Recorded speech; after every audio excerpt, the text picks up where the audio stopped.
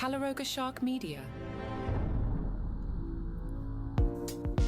Hey there, I'm Johnny Mac with 5 good news stories. All right, today I have for you America's most misspelled words.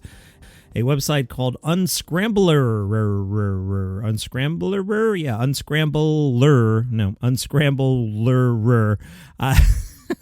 We should do America's most unpronounceable words. Unscrambler. Okay, unscrambler.com. I'm leaving all that in. That website, anyway, analyzed Google search data from January through mid-May of this year. The most searched word for spelling help this year was bougie, B-O-U-G-I-E. Number 2 was favorite, American spelling, F-A-V-O-R-I-T-E. Number 3 was through, T-H-R-O-U-G-H. Then business, tomorrow, because, definitely, beautiful, niece, I before E. And separate. They also broke it down by state. Florida's most searched word was school. Make your own joke. Colorado's was color. Georgia looked up chihuahua, C-H-I-H-U-A-H-U-A. Louisiana was curious about restaurant. North Carolina and Virginia were both stumped by spaghetti. Minnesota was searching for ukulele, U-K-U-L-E-L-E. Oregon was struggling with diamond. And Texas was trying to figure out how to spell recycle. There's a restaurant called The Long Table. The concept is simple and radical. There are 1 or 2 dishes on the menu each night. You sit wherever there's space, and you pay whatever you can afford. No proof required, no separate line for people who can't pay full price. Everyone sits together at the same long wooden table, shoulder to shoulder, and eats the same food. On a typical night, the suggested base price to cover costs is around 10 British pounds. If you could pay more, you're invited to. If you need to pay less or nothing at all, that's cool too. Last year, the Long Table served 38,305 meals. About half were paid below cost and 10% were completely free. The people who can pay more effectively help cover the people who can't. One of the regulars said, I come here because everyone can eat here, so you don't just find one class of people. A lot of people sitting here paying nothing, but I've seen people in front of me paying double. What's on the menu? Well, one night they had panzerotti, a southern Italian deep-fried cousin of a calzone, served with caponata, a rocket salad, homemade pesto, and thick slices of bread.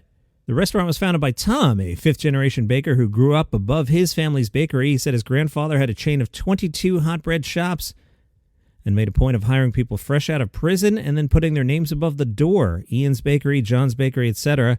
There are now 2 locations, but Tom says his ambition isn't mass expansion, but helping others adopt the model for their own communities. That's pretty cool.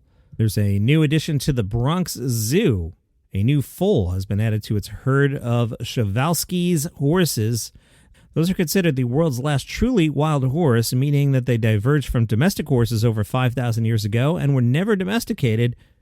Compared to a typical horse, they're smaller and stockier with a large head, thick neck, short legs, and a zebra-like upright mane. No forelock, that's the hair that falls between a horse's ears on a regular horse.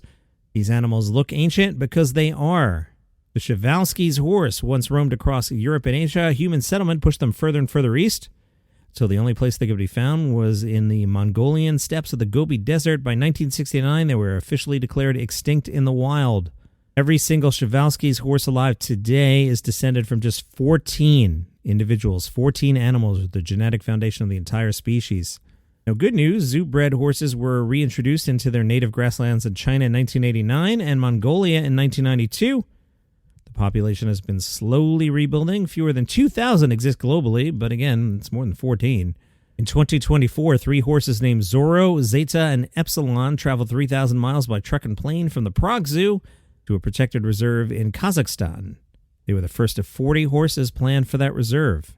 Got a new Guinness World Record for you. This is for fastest mowing of an area the size of an American football field, and it has been broken by the Lawn Queen. Holly goes by the nickname the Lawn Queen. She took a mower out to the Turf Mutt Great Lawn at Waterfront Park in Louisville, Kentucky, and mowed a football field-sized area in 14 minutes, 51 seconds. I got to get her over to my house. You know what? I think after I record this episode, I need to cut the grass. This, for real, I'm not doing a bit. Just reminding me I have to cut the grass today.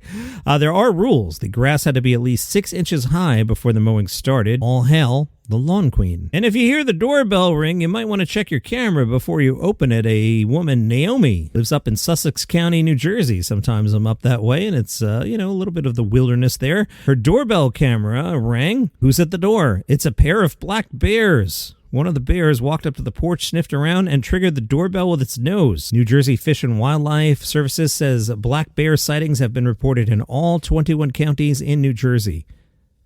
The advice from Fish and Wildlife is standard bear guidance. Secure your food, lock down your trash, eliminate any odors that might attract the bears.